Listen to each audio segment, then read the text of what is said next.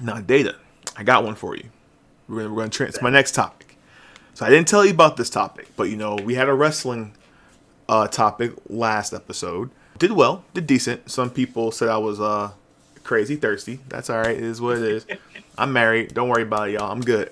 But I decided to bridge the culture gap again. So it is technically a gaming hot take, but it is from one of the biggest gaming wrestlers in the WWE.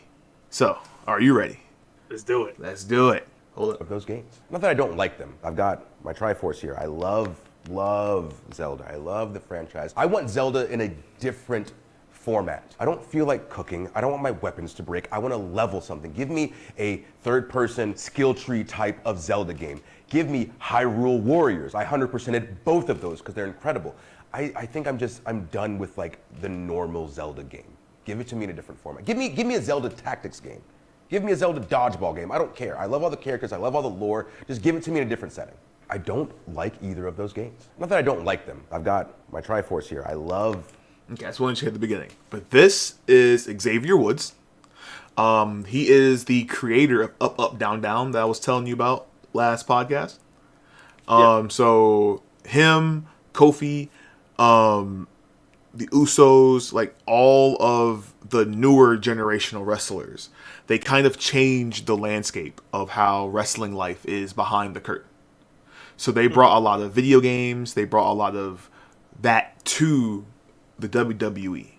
And I thought this was a very interesting take from him because he is your everyday gamer. He just happens to be a very successful wrestler.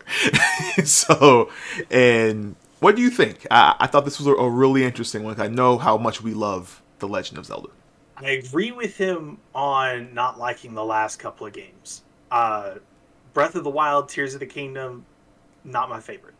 And this is from someone whose first game was A Link to the Past. Like, I have been a Zelda player for a long time. I would like to see more types of Zeldas. I did like the Hyrule Warriors games, but I don't want that to sacrifice the core of what Zelda has always been, which is like a dungeon delver type game. Like, since the very first game, it is, a collection of dungeons that you have to, fight enemies, solve puzzles, all that good stuff, to get through to the end. And I don't want to lose that part, like that core of Zelda. How we do that can change. I don't want to sacrifice that just to get the different types, if that makes sense. Yes, I can definitely see that. Because Hyrule Warriors, even though it was great, because I loved Dynasty Warriors, like that was a guilty pleasure game for me growing up. So Hyrule Warriors just filled that niche for me. It wasn't too far from the basics of the game itself. You're fighting things, a lot of things are enemies coming at you. It just took away, I would say, like the puzzle aspects of the game. Like you said, the dungeon crawling. Yeah. One thing that Xavier Woods said that I thought was pretty interesting, maybe bringing in like a skill tree or an RPG, a heavy RPG mechanic to one of the games. I think people are going to get tired of me saying this on the podcast, but I am always going to be the guy to tell you that if you're going to do something different within a world space, you maybe don't use the main characters. Use the world space to give us something new. Link, Zelda, Ganondorf, that's the three basics. Like every Legend of Zelda game has them in some form, some fashion. Maybe give us don't hurt me, people. Maybe give us a Souls-like challenge type of game. Maybe more of like a Lies of P style Legend of Zelda. It don't gotta be Link. It could be Ganon. It could be like a boss rush with Ganon. Give us that like God of War type vibes with Ganondorf. His origin story leading him up to his perpetual downfall. There's so many facets, and that's what I love about Hyrule as a whole. We've been through so many games, so many, Twilight Princess, Skyward Sword, Even with Majora's Mask. If you really think about it, when's the last time that we even hinted at Majora's Mask, I think, in any of the games? I could be wrong, but I think like we had Majora's Mask and they kind of just went like, that's this story, on to the next one. They've had like little hints as far as like you have outfits and stuff in other games, but nothing to the story. Yeah. So it's like, I dig it. And I like that someone is bold enough to say like, I didn't really care for the last two games. And I only bought one. I enjoyed it one time. And then when a lot of people were telling me that the second game was fun, but it didn't really seem like there was much of a change outside of the building aspects that got better. But I was like, okay, I'm like, I can skip it. I don't want my Legend of Zelda love to become like my Pokemon love, where I'm just like, okay, I can just skip like every other release. When they tried this, at first I thought they did good. When I saw the trailers and stuff for Tears of the Kingdom, I was like, okay, this is exactly what companies should be doing. Mm-hmm. You're reusing assets and world space so that you can more quickly make the next game. And then I played it, and the performance was like slideshow level, and I was like, this is terrible. Y'all should have done anything other than this. Because like if you think back, at least when I think back, right, to the better Zeldas, and even just like the better titles in Nintendo's past. Mm-hmm. Ocarina of Time to Majora's Mask. Majora's Mask was able to come out incredibly quickly because they just reused assets, reused the game engine, and just made like new maps, new story, etc. The same thing with like Metroid Prime 2. They reused assets, reused like game engine, all that. Mm-hmm. Just made like new maps, new story. And so like that's why I was excited at first. But like holy lag, Batman, it was pretty bad. Yes, that performance was tough.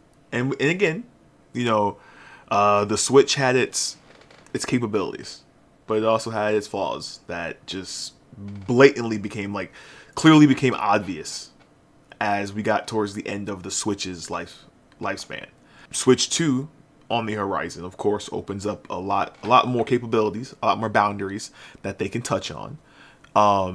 And I think that would be the prime time to not bring out another Legend of Zelda like this.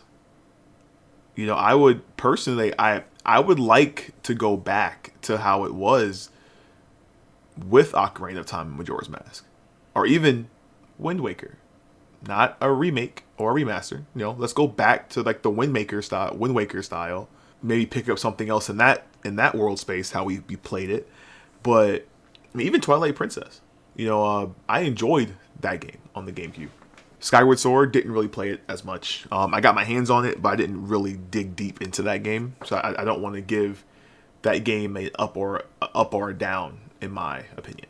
Skyward Sword was a pretty awesome Zelda. It had its problems, mostly because like at the time they gave way to like a lot of the like you have to use motion control.